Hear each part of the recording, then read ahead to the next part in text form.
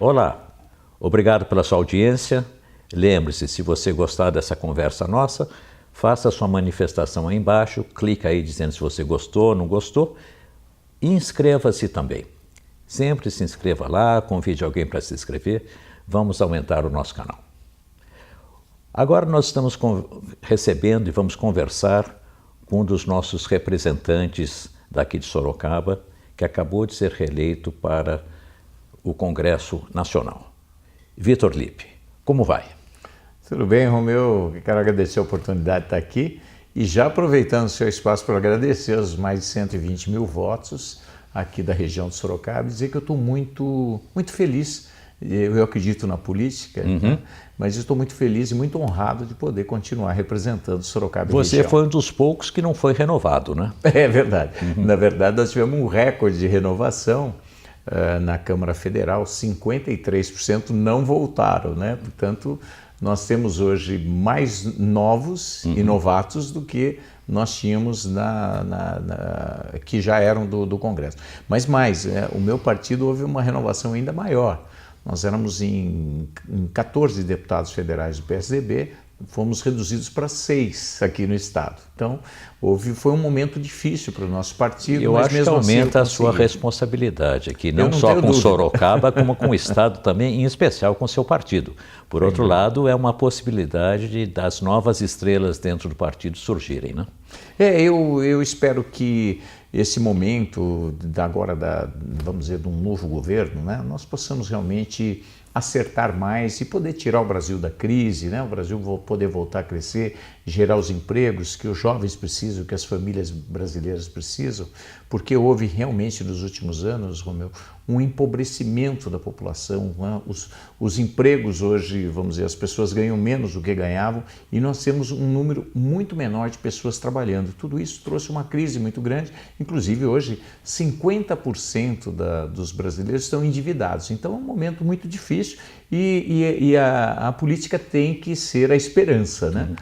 Como é que você vê essa chegada desses novos 53% que, na sua grande parte, e muita gente esperava falava-se em renovação, mas ninguém esperava que isso fosse acontecer, né? Porque parece que esses chegaram muito pela mídia social, menos pela televisão. Mas como é que você vê a chegada desse pessoal que eles estão dizendo, não, o que a gente vai fazer e acontecer, não sei o quê. Eu tenho a impressão que o estamento existente já nas duas casas vão acabar assimilando esse pessoal que está chegando, não é bem assim?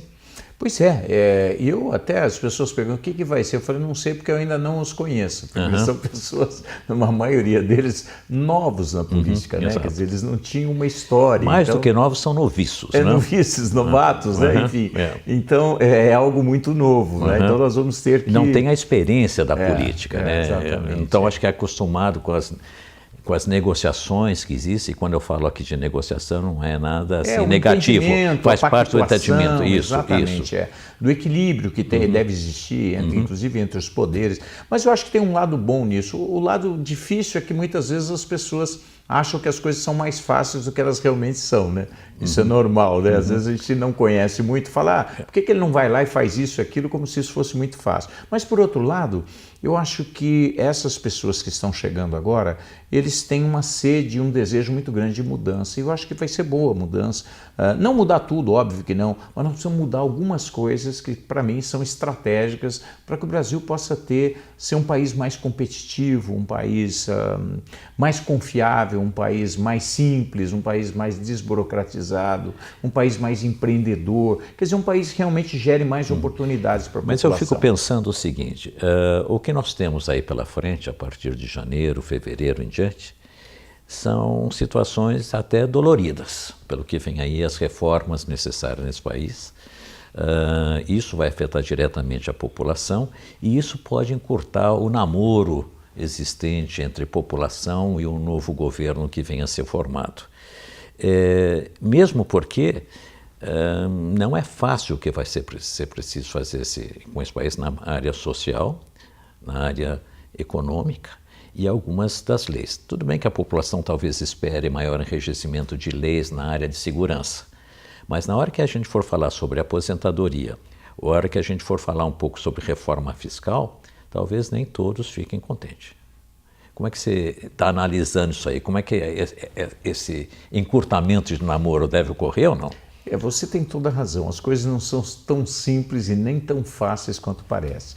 E você só consegue fazer mudanças com alguns sacrifícios. Até porque, se não fosse assim, já teria sido feito. As pessoas... Mas por que não foi feito ainda agora nesse governo? Pois é, eu fiz a minha parte. Eu dei a minha cara para bater, todo mundo sabe que eu fui a favor da modernização trabalhista do Brasil, absolutamente necessária, porque o Brasil passou a ser o local onde tinham mais conflitos trabalhistas no mundo, e isso estava sendo muito ruim, porque estava fechando empresas, perdendo empregos, criando uma insegurança muito grande nas empresas brasileiras, e nós precisamos modernizar a lei para flexibilizar mais as novas formas de contrato. Então, e nós somos muito elogiados, inclusive, no Fórum Econômico Mundial, porque o Brasil acho que conseguiu modernizar, sem tirar nenhum direito dos trabalhadores, nós conseguimos modernizar e criar uma legislação mais adequada ao país e aos novos trabalhadores. E eu sempre fui a favor também da reforma previdenciária, né? Embora a minha equipe de trabalho sempre falasse, poxa, é um assunto espinhoso, eu sei, mas se nós não tivermos a palavra responsabilidade, isso você nós está não vamos conseguir falando melhorar o Brasil. estender um pouquinho a idade de aposentadoria. Sim, porque também. ninguém quer, justo na minha vez, né? Justo na minha, mas parece que são 2 ou 3 anos só colocado para frente, não é isso? Na verdade, nós precisamos fazer aquilo que os outros países já fizeram, Romeu. O Brasil está entre os 11 países do mundo, dos 190 países do mundo, tem 11, o Brasil, mais os países pequenininhos da África, alguns do Oriente Médio, que não fizeram a lição de casa ainda. É preciso fazer. Por quê? Porque, como você lembrou até antes de nós conversarmos aqui, felizmente as pessoas estão vivendo mais, né? Antes as pessoas viviam até 50, 60 anos, hoje felizmente as pessoas vão aos 70, aos 80 anos de idade. Isso faz com que nós tenhamos as pessoas gozando da aposentadoria muito mais tempo. Então é natural que você precise fazer uma adequação. E a conta é maior. Que é lógico, nós vamos mais maior. Tempo receber, portanto é preciso também ampliar a contribuição. Não tem como você gastar mais sem ter uma arrecadação maior. E isso está criando um problema tão grave para o governo que as pessoas não têm essa ideia. Hoje, 55% dos recursos arrecadados pelo governo vão para a Previdência.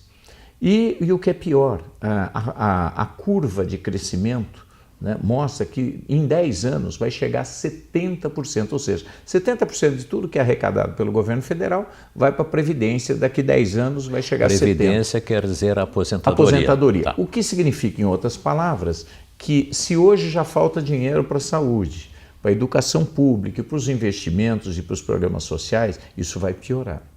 E se isso vai piorar, porque na legislação brasileira, a prioridade número 1 é a aposentadoria. Então você paga os aposentados, depois você vai ver o orçamento. Com isso, o que vai acontecer?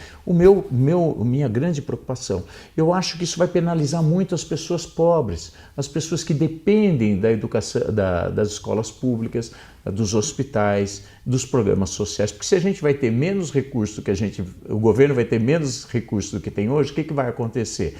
Quem vai ser penalizado é quem depende do governo. Quem tem, por exemplo, plano de saúde, talvez isso não seja tão importante. Talvez quem tem escola pública, isso não seja tão importante. Mas para quem depende da escola pública e dos serviços públicos, isso vai ser uma tragédia. Então, lógico, o que nós precisamos fazer? O que precisa ser feito? A lição de casa que outros tantos países já fizeram e que não foi fácil para ninguém. Porque quando você fala em mexer em alguma coisa de aposentadoria, todo mundo é contra. As pessoas querem se aposentar cada vez mais cedo e não cada vez mais tarde. É natural. E se você perguntar o que você prefere, eu prefiro me aposentar aos 50 anos, mas isso não dá mais para fazer isso. Mas o que talvez as pessoas também não estejam se dando conta, e não refiro ao que em geral, mas isso é uma questão que a gente tem que pensar coletivamente, é que também a capacidade produtiva das pessoas também está aumentando. Sem dúvida, ou seja, devido a N fatores da população, por incrível que pareça, nós somos uma população mais saudável. Perfeito. Né? Está vivendo mais. E você, como médico, sabe disso. Né? Quer dizer, ele tem a capacidade ainda de estar contribuindo com essa sociedade que vai contribuir para os netos dele. Esse é um assunto espinhoso e precisa ser enfrentado, inclusive pelos novos. Mas isso, vamos dizer, não agrada a população. Será que os novos vão ter coragem de fazer? Não sei.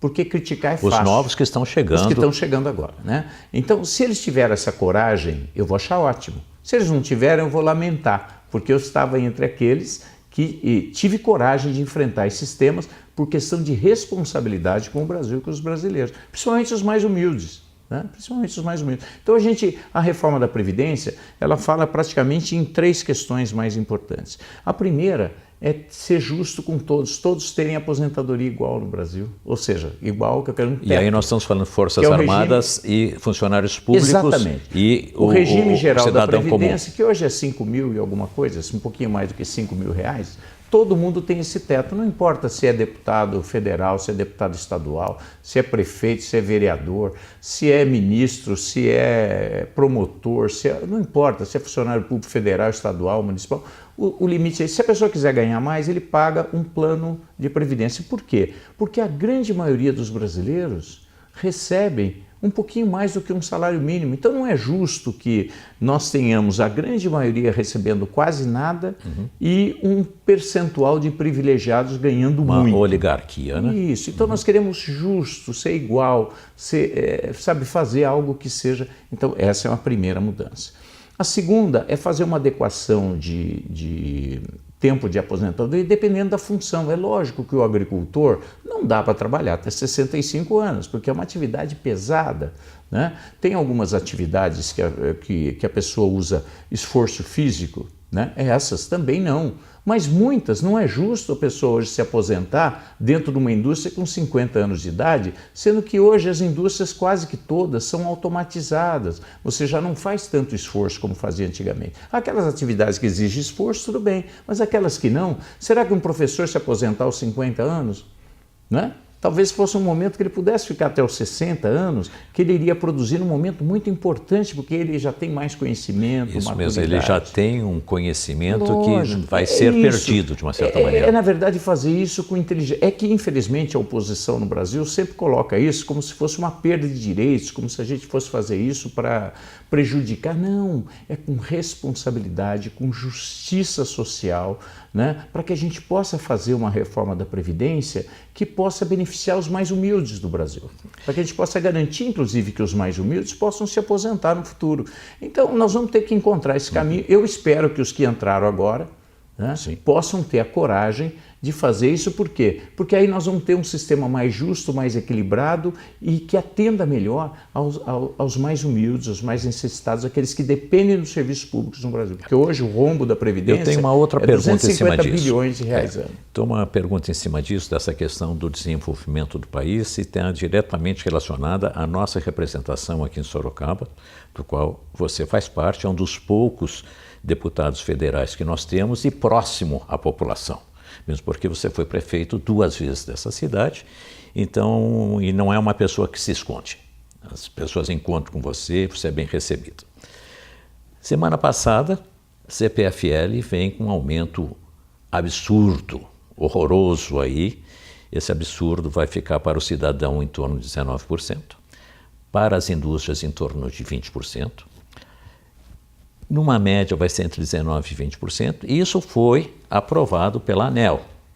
A ANEEL é uma daquelas agências reguladoras que supostamente deveriam estar do lado do cidadão. A justificativa é porque a questão das usinas termoelétricas, termo não sei o quê, do qual nós já estamos pagando por esta preço a mais, já há alguns anos, não é meses, que nós estamos na bandeira XPTO. Outra questão que eles falam é o aumento do dólar, não sei o quê, porque Itaipu vende em dólar como se fosse Itaipu inteiramente paraguaia, ela não fosse metade brasileira. E o dólar ainda assim, quando foi feito o cálculo há pouco tempo atrás, a questão de semanas atrás, ele estava 4,20. Hoje ele está já 3,60, praticamente 3,60. Então tem uma grande diferença. O que um deputado federal que está aí para defender os nossos interesses pode fazer junto para ajudar a que isso não aconteça, ou pelo menos atinja níveis razoáveis desse aumento? Eu quero até, quer dizer, elogiar o editorial do Jornal Cruzeiro do Sul, por sinal eu tenho ele fotografado, tá?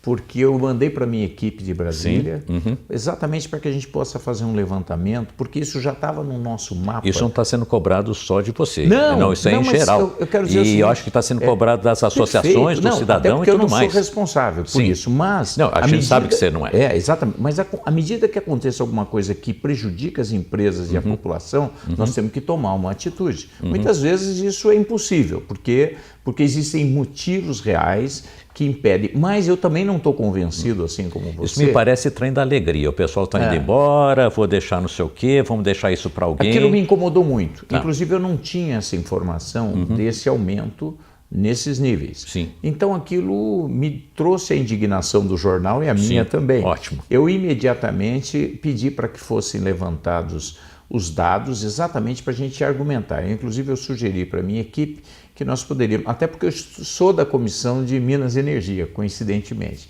e é possível... Acabou de aumentar a sua responsabilidade. Exatamente. Hein? Então, é possível que a gente possa, na sequência, por exemplo, fazer uma audiência pública, né, que eu já estou imaginando como a gente pode enfrentar isso, exatamente chamando a ANEEL, o Ministério das Minas e Energias e os responsáveis. Ainda esse ano? Ainda esse ano, sem dúvida.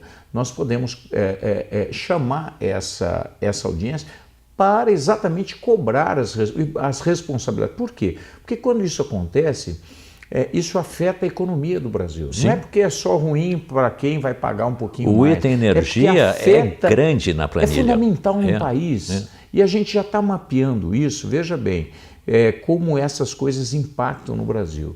Eu tenho um estudo do Japão sobre o Brasil que mostra que o Brasil é um dos países onde a gente tem, em média, a energia no Brasil custa 50% mais do que a média do mundo. É absurdo, porque se grande parte da nossa energia vem de recursos naturais renováveis, nós deveríamos ter um custo menor e não mais alto. Nós tínhamos, eu me lembro isso enquanto criança, você talvez se lembre disso também, e nós tínhamos uma das energias mais baratas do mundo, a gente só falava sobre isso, não sei o quê, e isso não impediu que a gente fizesse novos investimentos. Infelizmente isso não beneficia o Brasil, ao contrário. Nós temos um custo aqui, porque quando as nossas empresas têm um custo maior, elas não conseguem vender no exterior.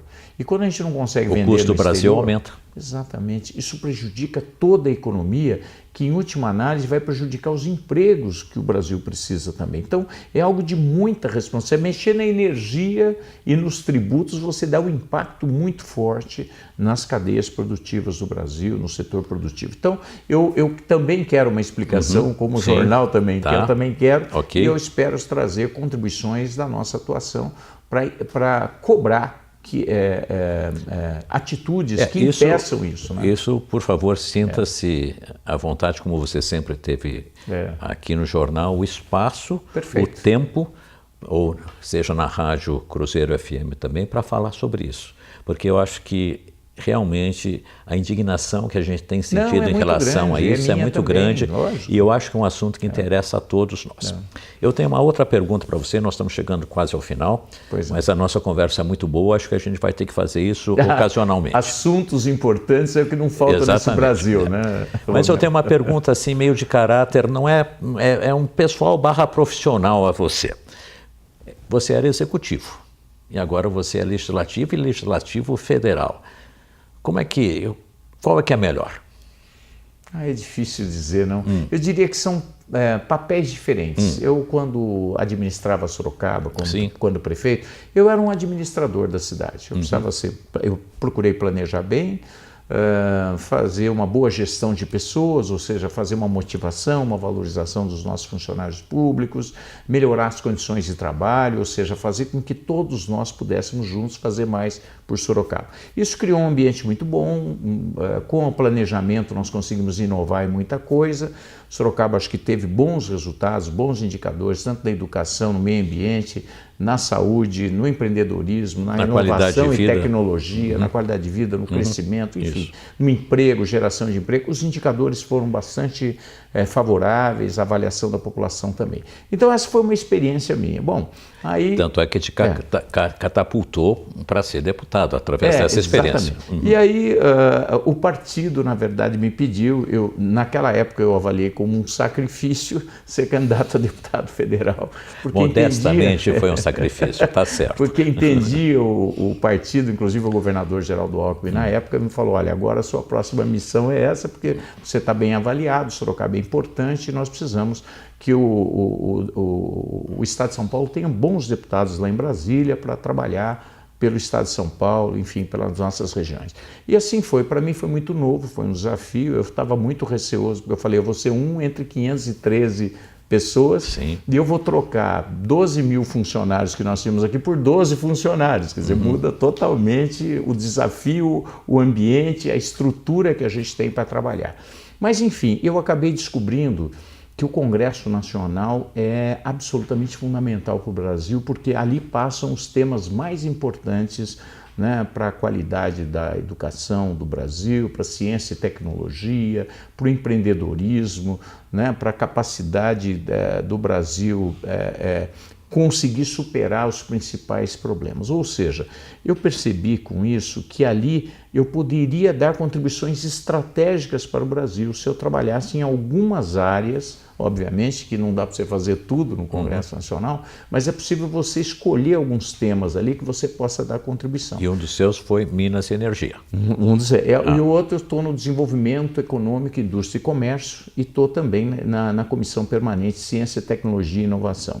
E eu estou também numa outra... A sua ligação com o nosso Centro Tecnológico. O Parque Tecnológico, e também isso. Nós estamos trabalhando bastante aqui para a questão da inovação, tecnologia e manufatura da área de energias renováveis aqui em Sorocaba. Mas enfim, então eu estou muito convicto que o Brasil talvez não precise de 1000 mudanças, ele precisa de 10 mudanças e que se isso acontecer, nós vamos ter um país que vai ter um nível de crescimento acima da média do mundo. Me permitiu, coisa que eu não conseguia como prefeito, conviver com as pessoas mais bem preparadas no Brasil, nos temas mais estratégicos do Brasil, participar de audiências, de comissões permanentes, de debates de ideias, quer dizer, foi um crescimento de informação, uma informação estratégica. Você sentiu que nós temos pessoas desse calibre que você está falando? Sem dúvida, nós temos ótimos profissionais. Infelizmente, as pessoas não têm como conhecer isso, porque o Congresso ele acabou ficando famoso por estar na Lava Jato em alguns momentos, isso e aquilo, né?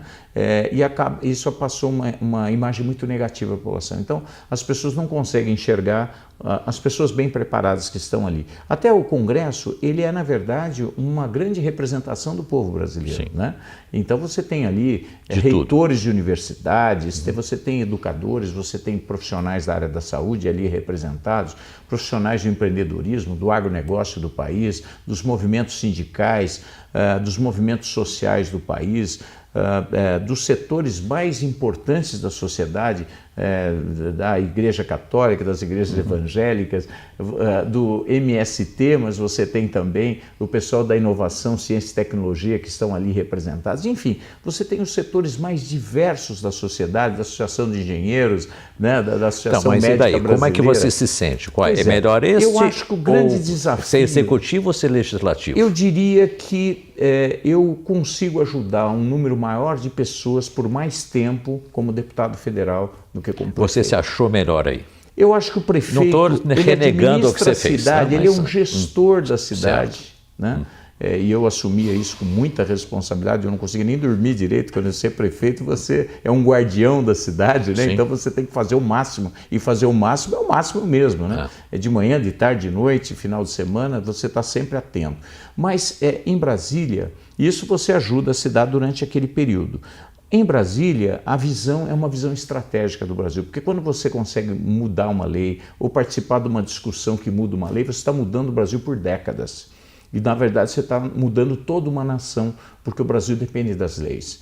E nós precisamos modernizar nossas leis. O Brasil passa pelo Congresso, né? O Brasil é o Congresso. Quase tudo passa pelo Congresso. Por isso eu diria que se aqui o trabalho é de administrar uma cidade, lá é um local de dar contribuição para um país, para a gente ter um país melhor, um país mais justo, um país de mais oportunidades e mais competitivo, mais empreendedor, porque eu não acredito em outras coisas que não seja o Brasil produzindo mais para poder exatamente distribuir mais. Nós estamos encerrando. Antes que o Vitor se despeça, vou repetir de novo. Por favor, se gostou, marca embaixo. Se não gostou, marca embaixo, mas não conta para ninguém que você não gostou, não. Brincando. Marca aí direitinho, a gente precisa fazer essa avaliação direitinho.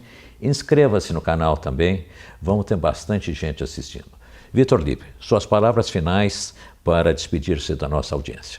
Agradecer, eu espero que as pessoas voltem a acreditar na política. Nós vivemos uma democracia, Romeu, e a democracia pressupõe a representação. Então a eleição é um momento, e o voto é um momento sagrado. Você já está com um candidato para domingo? Já. Já tenho meu candidato. Eu fiquei muito frustrado, naturalmente, com a gestão do PT, né? E eu fui vítima muitas vezes. Eu vi quanto era dito e que não era verdade aquilo. Enfim, aquilo me assustou muito. Eu vejo muitas vezes os embates do PT, eu falo, mas peraí, não é nada disso. Enfim, eu acho que essa forma de fazer política tem que passar por uma sinceridade que eu acho que hoje o PT não tem com o Brasil. Então, nesse momento, vocês sabem que no primeiro turno eu votei pelo Geraldo Alckmin, eu entendia que ele era a pessoa mais bem preparada. Sim, do seu partido em especial. Né, que tinha uma história, um preparo, mas nesse momento... E a Ana Amélia em especial. A Ana Amélia, excelente vice, né? Eu acho que sem dúvida era a pessoa mais bem preparada como vice-presidente do Brasil, mas enfim, fomos vencidos, agora temos um segundo turno, eu não vou votar em branco, como eu não voto no PT, eu vou votar no Bolsonaro e vou cobrar dele, obviamente, que a gente tem essa responsabilidade de modernizar o Brasil, de ter uma pauta efetivamente que possa colocar o Brasil, né, em pé de igualdade para que as pessoas que produzam aqui possam produzir em condições iguais ou melhores, a gente possa ser um país exportador, um país competitivo no mundo. Então, meu voto vai para o Bolsonaro no segundo turno e, lógico, para o Dória, que é do meu partido, e é uma pessoa também empreendedora, inovadora. O Dória esteve aqui com a gente, nós estivemos conversando aqui, ele esteve sentado exatamente onde você está aí. Também ele é muito dinâmico, né? Ele tem uma energia fantástica. Exato. Né? E também teve o França também teve aí. Então a situação aí, para nós aqui no Cruzeiro, ela é bastante equilibrada quanto ao espaço e oportunidade de colocar aí. Mas, enfim, a gente agradece a sua presença. Obrigado. Esperamos realmente que talvez em pouco tempo a gente tenha você de volta para você continuar contando o que acontece lá e poder prestar contas, no melhor senso da palavra, do prestar contas ao seu público, do que você anda fazendo. Muito obrigado. Eu que agradeço. Um forte abraço a todos vocês. Vamos acreditar na política, na boa política. Muito obrigado.